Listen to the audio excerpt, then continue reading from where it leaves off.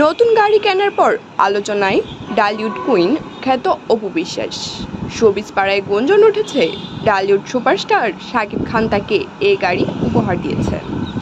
বিষয়টি নিয়ে সংবাদ মাধ্যমে মুখ খুলেছেন চিত্রনায়িকা।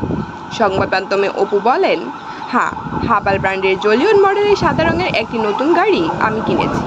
বর্তমানে এই গাড়ির বাজার মূল্য 42 থেকে 45 লাখ টাকা। গাড়ি কেনার প্রসঙ্গে শাকিব খানের নাম জড়ানো প্রসঙ্গে অপু বলেন, আসলে আমি বুঝি না বারবার কেন শাকিব খানকে নিয়ে আসতে হবে। এখন সত্যি আর এসব ভালো লাগে না। অপু আরও বলেন, আমার গাড়ি শাকিব খানের উপহার খবরটি ভিত্তিহীন, কারণ গাড়িটি আমার নিজের টাকায় কিনেছি।